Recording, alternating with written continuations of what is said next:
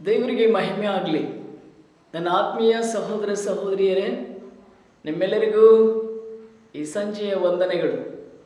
ತಾವುಗಳೆಲ್ಲರೂ ಕೂಡ ಕ್ಷೇಮವಾಗಿಯೂ ಮತ್ತು ಆರೋಗ್ಯಕರವಾಗಿ ಇದ್ದಿರೆಂಬುದಾಗಿ ಕ್ರಿಸ್ತನಲ್ಲಿ ನಾನು ನಂಬುವಂತನಾಗಿದ್ದೇನೆ. ಈ ಹಿಂದೆ ನಾವು ಕೇಳಿಸಿಕೊಂಡಿದ್ದೆವು ಮತ್ತು ನಾವು ನೋಡಿದೆವು, ಧ್ಯಾನ ಮಾಡಿದೆವು ನಾಲಿಗೆಯ ಪಾಪಗಳು.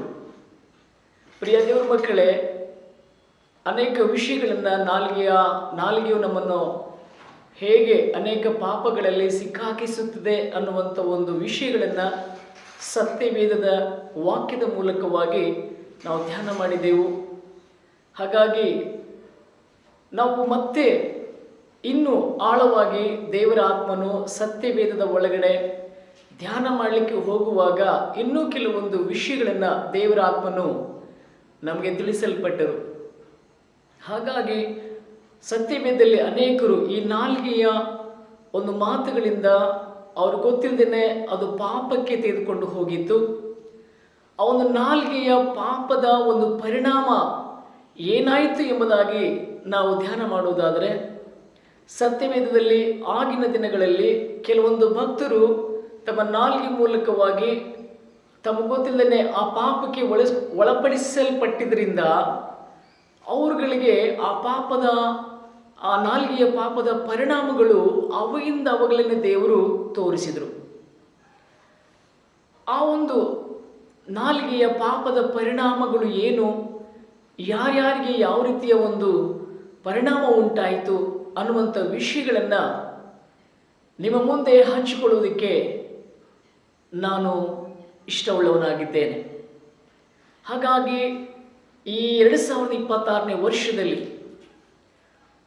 ಪುನಃ ನಮ್ಮ ನಾಲಿಗೆಯನ್ನು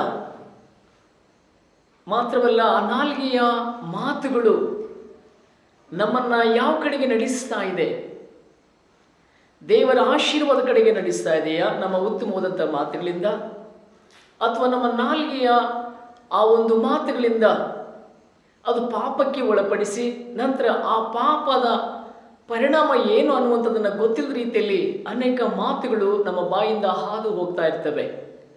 ಆದರೆ ದೇವರು ನಮಗೆ ಕೊಡಲ್ಪಟ್ಟಿರುವಂಥ ಒಂದು ಜ್ಞಾನದಿಂದ ಸತ್ಯವೇದದ ಮಾತುಗಳನ್ನು ಜ್ಞಾಪಕ ಮಾಡಿಕೊಂಡು ಸತ್ಯವೇದದ ಕೆಲವೊಂದು ಭಕ್ತರನ್ನು ನಾವು ಜ್ಞಾಪಕ ಮಾಡಿಕೊಳ್ಳುವುದಾದರೆ ನಿಜವಾಗ್ಲೂ ನಾವುಗಳು ಆ ಒಂದು ನಾಲಿಗೆಯ ಪಾಪದ ಪರಿಣಾಮಕ್ಕೆ ನಾವು ಒಳಪಡದ ಹಾಗೆ ನಾವು ಜಾಗೃತಿಯನ್ನು ವಹಿಸಬೇಕಾಗ್ತದೆ ಈ ಮಾತುಗಳನ್ನು ಧ್ಯಾನ ಮಾಡೋದ್ರ ಮೂಲಕವಾಗಿ.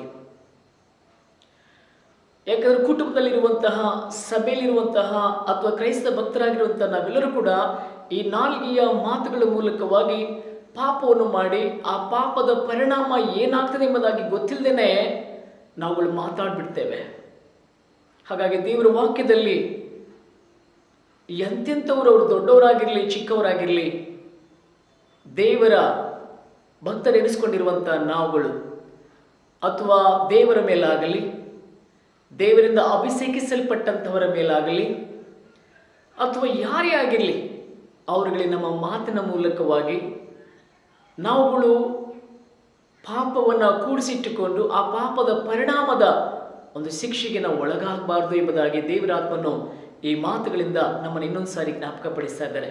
ಹಾಗಾಗಿ ನಾವು ಸತ್ಯವೇದದ ಮೂಲಕವಾಗಿ ನಾಲ್ಗೆಯ ಪಾಪದ ಪರಿಣಾಮಗಳು ಏನೆಂಬುದಾಗಿ ನಾವು ನೋಡುವುದಾದರೆ, ನಾವು ಅರಣ್ಯಕಾಂಡ 12ನೇ ಅಧ್ಯಾಯದ 10ನೇ ವಚನದಲ್ಲಿ ನಾವು ನೋಡುವುದಾದರೆ, ಅಲ್ಲಿ ಮೋಶೆ ಮತ್ತು ಆರೋನರ ಅಕ್ಕ ಆಗಿರುವಂಥ ಮಿರ್ಯಾಮಳ ಕುರಿತಾಗಿ ನಾವು ಆ ಒಂದು ಭಾಗದಲ್ಲಿ ನೋಡುವಾಗ, ಅಲ್ಲಿ ಮೋಶೆಗೆ ವಿರೋಧವಾಗಿ ಅಲ್ಲಿ ಮಾತನಾಡುವುದನ್ನು ನಾವು ನೋಡುವಾಗ, ದೇವರು ಆರಿಸಿಕೊಂಡ, ದೇವರು ಒಬ್ಬ ಶ್ರೇಷ್ಠವಾದ ಯಾಜಕನಾಗಿ ನೇಮಿಸಿ ಇಸ್ರಾಯೇಲರಿಗೆ ನಾಯಕನಾಗಿ ಅವರನ್ನು ಉತ್ತಮವಾದ ರೀತಿಯಲ್ಲಿ ದಾರಿಯಲ್ಲಿ ನಡೆಸಲ್ಪಡ್ತಿರ್ಬೇಕಾದ್ರೆ, ದೇವರ ದರ್ಶನದ ಗುಡಾರದಲ್ಲಿ ಅವರನ್ನು ದೇವರು ಕರೀತಾ ಇರಬೇಕಾದ್ರೆ, ನಾವು ದೊಡ್ಡವರಲ್ವಾ, ಮೋಶೆಗಿಂತ ದೊಡ್ಡವರು ನಾವು ಅನ್ನುವಂಥ ಅಲ್ಲಿ ಒಂದು ಆ ಮಾತನ್ನ ಅಭಿಷೇಕಿಸಲ್ಪಟ್ಟಂತಹ, ದೇವರಿಂದ ನೇಮಕವಾಗಲ್ಪಟ್ಟಂತಹ ಮೋಶೆ ಮೇಲೆ ಆ ಆ ಹೆಣ್ಣುಮಗಳ ತಾಯಿ, ಆ ಅಕ್ಕ ಆಗಿರುವಂಥವರು ಮಾತಾಡಿದ್ರಿಂದ ಆ ಒಂದು ಮಾತಿನ ಆ ಪಾಪದ ಪರಿಣಾಮವಾಗಿ ಅವರಿಗೆ ತೊನ್ನು ಅನ್ನುವಂತಹ ಆ ಒಂದು ರೋಗವನ್ನು ಅಲ್ಲಿ ತಕ್ಷಣವೇ ದೇವರು ಉಂಟು ಮಾಡಿದರು. ಹಾಗಾಗಿ ಪ್ರಿಯ ದೇವರ ಮಕ್ಕಳೇ, ನಮ್ಮ ಮಾತುಗಳು ಅಥವಾ ದೇವರು ನನಗೆ ಯಾವ ಒಂದು ಕಾರ್ಯಕ್ಕೋಸ್ಕರವಾಗಿ ಏರ್ಪಾಡು ಮಾಡಿಕೊಂಡಿದ್ದಾರೋ ಅದರಲ್ಲಿ ನಾವಿರೋಣ. ಇನ್ನೊಬ್ಬರು ಯಾವ ಒಂದು ಕಾರ್ಯಕ್ಕೋಸ್ಕರವಾಗಿ ದೇವರ ಮನೆ ಕೆಲಸದಲ್ಲಿ, ದೇವರ ಸೇವೆಯಲ್ಲಿ ಯಾವುದಕ್ಕೋಸ್ಕರವಾಗಿ ಅವರನ್ನು ಕರೆದಿದ್ದಾರೋ ಅದರಲ್ಲಿ ಉಪಯೋಗ ಮಾಡ್ಕೊಳ್ತಾ ಇದ್ದಾರೋ ಅವರ ಕುರಿತಾಗಿ ನಮಗೆ ಏನೇ ಕಂಡು ಬಂದರೂ ಕೂಡ ನೇರವಾಗಿ ಅವರೊಟ್ಟಿಗೆ ಮಾತನಾಡಿ ಆ ಸರಿಪಡಿಸುವಂಥ ಒಂದು ಕಾರ್ಯವು ಜರುಗಲ್ಪಡಲಿ. ಬದಲಾಗಿ ನಾವುಗಳು ಅವರ ಮೇಲೆ ನಾವು ಕೆಟ್ಟದಾದ ರೀತಿಯಲ್ಲಿ ನಾವು ಮಾತನಾಡುವುದಾದರೆ ಅದು ಪಾಪಕ್ಕೆ ಒಳಪಡಿಸಿ ಅದರ ಪರಿಣಾಮವನ್ನು ಕೂಡ ನಾವು ಅನುಭವಿಸಬೇಕಾಗ್ತದೆ. ಹಾಗಾಗಿ ನಾವು ನಮ್ಮ ನಾಲ್ಗಿನ ಜಾಗ್ರತೆಯಾಗಿ ನಾವು ಇಟ್ಟುಕೊಳ್ಳೋಣ. ಮಾತ್ರವಲ್ಲ, ನಾವು ನೋಡ್ತೇವೆ ಅದೇ ಅರಣ್ಯಕಾಂಡದಲ್ಲಿ 12ನೇ ಅಧ್ಯಾಯ 8ನೇ ವಚನದಲ್ಲಿ ನಾವು ನೋಡುವುದಾದರೆ ಅಲ್ಲಿ ದೇವರ ಕೋಪವು ಕೂಡ ಅಲ್ಲಿ ಉಂಟಾಗ್ತಾ ಇದೆ. ದೇವರಿಗೆ ಕೋಪವನ್ನು ತರಿಸುವಂತಹ ಮಾತುಗಳು ನಮ್ಮಿಂದ ಮಾತಾಡದ ಹಾಗೆ, ಆ ಪಾಪದ ಮಾತುಗಳನ್ನು ಮಾತಾಡದ ಹಾಗೆ ನಮ್ಮನ್ನು ನಾವು ಜಾಗೃತಿ ಮಾಡ್ಕೊಳ್ಬೇಕಾಗ್ತದೆ. ಯಾಕಂದರೆ ಆ ದಿನಗಳಲ್ಲಿ ದೇವರು ಆವಾಗಿಂದವಾಗ ಅವರು ಕೋಪವನ್ನು ಮಾಡಿಕೊಂಡು ಅವರಿಗೆ ಯಾವ ಥರದ ಶಿಕ್ಷೆಯನ್ನು ಕೊಡಬೇಕೋ ಆ ರೀತಿ ಶಿಕ್ಷೆಯನ್ನು ತಕ್ಷಣವೇ ಕೊಡ್ತಾ ಇದ್ರು. ಹಾಗಾಗಿ ನಾವುಗಳು ಘನ ಸೇವಕರಾಗಿರಲಿ, ಪಾಸ್ಟರ್ಸ್ ಆಗಿರಲಿ ಅಥವಾ ಸಭೆ ಹಿರಿಯರಾಗಿರಲಿ, ನಾವು ದೇವರ ಮಕ್ಕಳು ವಿಶ್ವಾಸಿಗಳಾಗಿರಲಿ, ಒಟ್ಟಿನಲ್ಲಿ ಕ್ರೈಸ್ತ ಭಕ್ತರಾಗಿರುವಂಥ ನಾವು ಯಾರು ಕೂಡ ನಾವು ನಮ್ಮ ಮಾತುಗಳು ಅದು ಪಾಪಕ್ಕೆ ಪ್ರೇರೇಪಣೆ ಆಗದೆ, ಪಾಪದ ಮಾತನ್ನು ನಾವು ಮಾತನಾಡದೆ, ದೇವರು ಕೋಪವನ್ನು ತರುವಷ್ಟು ಮಟ್ಟಿಗೆ ನಾವು ಆ ಮಾತುಗಳನ್ನು ಮಾತಾಡದೆ ನಮ್ಮ ನಾಲ್ಗಿನ ಜಾಗೃತಿಯಾಗಿ ನಾವು ಕಾಪಾಡಿಕೊಳ್ಳೋಣ ಪ್ರಿಯ ದೇವರ ಮಕ್ಕಳೇ. ಹಾಗೆ ನಾವು ನೋಡುವುದಾದರೆ ಸತ್ಯವೇದದಲ್ಲಿ ಮತ್ತಾಯನ ಬರೆದ ಸುವಾರ್ತೆ 5ನೇ ಅಧ್ಯಾಯ 37ನೇ ವಚನದಲ್ಲಿ ಕೂಡ ಸೈತಾನನ ಒಂದು ಪ್ರೇರಣೆ, ಇವೆಲ್ಲವೂ ಕೂಡ ನಾಲ್ಗೆಯ ಪಾಪದ ಪರಿಣಾಮಗಳನ್ನು ನಾವು ನೋಡ್ತಾ ಇದ್ದೇವೆ, ಧ್ಯಾನ ಮಾಡ್ತಾ ಇದ್ದೇವೆ. ಹಾಗೆಯೇ ಆ ಮಾತುಗಳು ಮೂಲಕವಾಗಿ ನಾವು ಜ್ಞಾಪಕ ಮಾಡಿಕೊಳ್ಬೇಕು. ಮತ್ತಾಯನ ಬರೆದ ಸುವಾರ್ತೆ 12ನೇ ಅಧ್ಯಾಯ 36ನೇ ವಚನದಲ್ಲಿ ಒಂದು ಮಾತನ್ನು ನೋಡ್ತೇವೆ. ಅಲ್ಲಿ ನ್ಯಾಯ ವಿಚಾರಣೆಯಲ್ಲಿ ಕೂಡ ಆ ಮಾತುಗಳನ್ನು ನ್ಯಾಯವಾದಂಥ ಪಾಪಕ್ಕೆ ಒಳಪಡಿಸದಿರುವಂಥ ಒಂದು ಕಾರ್ಯಗಳು, ನಿಜವಲ್ಲ ಮಾತುಗಳ ನಾಲ್ಗೆ ಮಾತುಗಳು, ಆ ಪಾಪದ ಮಾತುಗಳು ನಮ್ಮನ್ನು ನ್ಯಾಯ ವಿಚಾರಣೆ ದಿನದಲ್ಲಿ ಕೂಡ ನಿಲ್ಲಬೇಕಾಗ್ತದೆ.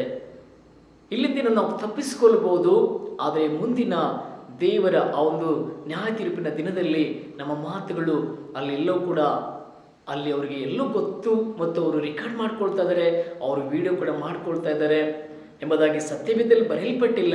ಆದರೆ ನಾವು ಒಂದು ಊಹೆ ಮಾಡುವುದಾದರೆ ಭೂಲೋಕದ ಮನುಷ್ಯರಾಗಿರುವಂಥ ನಾವುಗಳನ್ನೇ ಇವತ್ತು ಇಷ್ಟೊಂದು ಜ್ಞಾನವನ್ನು ಕೊಟ್ಟಿರಬೇಕಾದರೆ ಆ ಜ್ಞಾನ ಕೊಟ್ಟಂಥ ಸರ್ವಜ್ಞಾನಿ ಕೂಡ ಭೂಲೋಕದ ಎಲ್ಲರೂ ಕೂಡ ಎಲ್ಲ ವಿಷಯಗಳು ಮಾತ್ರವಲ್ಲ, ನಮ್ಮ ನಾಲಿಗೆ ಒಂದೊಂದು ಮಾತುಗಳು ಕೂಡ ಅವರು ಎಣಿಸ್ತಾ ಇದ್ದಾರೆ, ಅವ್ರು ನೋಡ್ತಾ ಇದ್ದಾರೆ.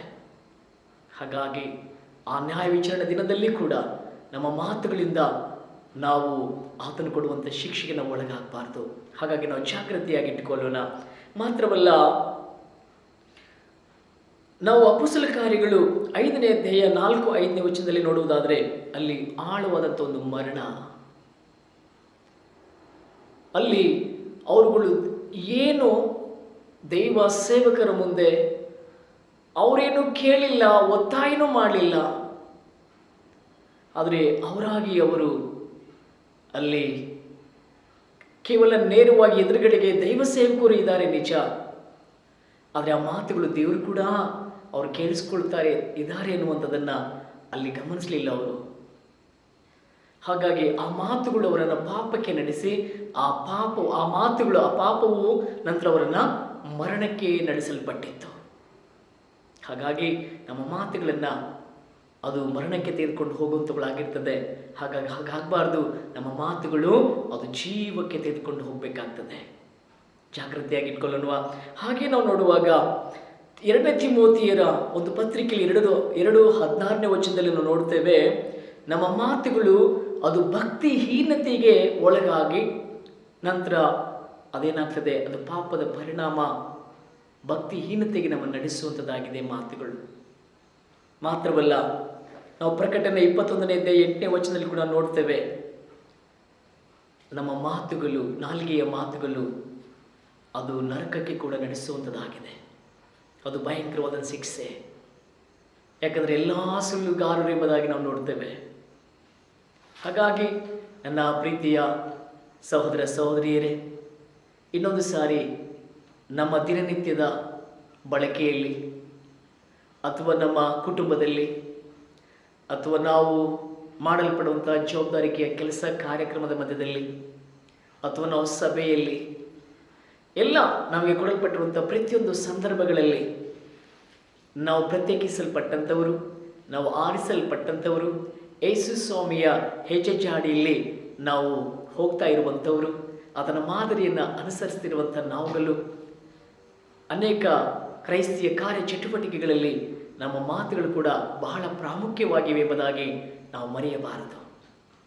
ಹಾಗಾಗಿ ನಾಲಿಗೆಯ ಪಾಪಗಳು, ನಂತರ ನಾವು ನಾಲಿಗೆಯ ಆ ಪಾಪದ ಪರಿಣಾಮಗಳನ್ನು ಕೂಡ ನಾವು ಧ್ಯಾನ ಮಾಡಿದ್ದೇವೆ.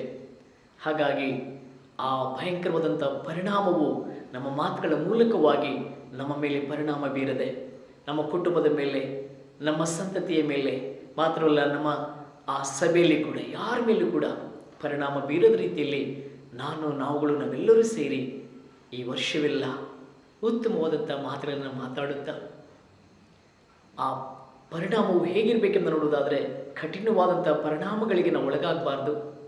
ಬದಲಾಗಿ ನಾವು ದೇವರ ವಾಕ್ಯದಲ್ಲಿ ನೋಡ್ತೀವಲ್ಲ, ನಮ್ಮ ನಾಲಿಗೆಯ ಮೇಲೆ ಏನಿಟ್ಟಿದ್ದಾರಂತೆ ದೇವರು, ಜೀವ ಮರಣಗಳು ನಮ್ಮ ಬಾಯಲ್ಲಿ ಅವರಿಟ್ಟಿದ್ದಾರೆ. ಹಾಗಾಗಿ ನಮ್ಮಲ್ಲಿ ಜೀವಕ್ಕೆ ಸಂಬಂಧಪಟ್ಟಂತಹ ಮಾತುಗಳನ್ನು ಮಾತಾಡುತ್ತಾ, ದೇವರಿಗೆ ಮೆಚ್ಚುಗೆ ಆಗಿರುವಂಥ ಮಾತುಗಳನ್ನು ಮಾತಾಡುತ್ತಾ, ದೇವರ ಆಶೀರ್ವಾದ ಪರಿಣಾಮಕ್ಕೆ ನಾವು ಒಳಗಾಗಬೇಕೇ ಹೊರತು ಭಯಂಕರವಾದ ಆತನ ಕೋಪದ ಪರಿಣಾಮಕ್ಕೆ ನಾವು ಒಳಗಾಗಿ ನಾವು ಶಿಕ್ಷೆಯನ್ನು, ನರಕವನ್ನು, ಮರಣವನ್ನು ನಾವು ತಂದುಕೊಳ್ಳೋದು ಬೇಡ ಎಂಬುದಾಗಿ ಇನ್ನೊಂದು ಸಾರಿ ದೇವರ ಆತ್ಮನು ನಮ್ಮ ನಾಲಿಗೆ ಕುರಿತಾಗಿರುವಂಥ ಮಾತುಗಳ ಒಂದು ಜಾಗೃತಿಯಲ್ಲಿ ನಾವು ಇರಬೇಕು ಅಂತ ದೇವರ ಆತ್ಮ ನಮಗೆ ತಿಳಿಪಡಿಸ್ತಾ ಇದ್ದಾರೆ ಎಂಬುದಾಗಿ ಹೇಳುತ್ತಾ ನನ್ನ ಮಾತುಗಳನ್ನು ನಾನು ಮುಗಿಸುವಂತನಾಗಿದ್ದೇನೆ. ದೇವರಿಗೆ ಮಹಿಮೆ ಆಗಲಿ.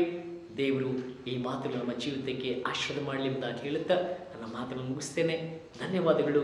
ದೇವರು ನಿಮ್ಮೆಲ್ಲರನ್ನು ಆಶೀರ್ವಾದ ಮಾಡಿ ಕಾಪಾಡಲಿ. ಆಮೇಲೆ thank you. God bless you. ವಂದನೆಗಳು.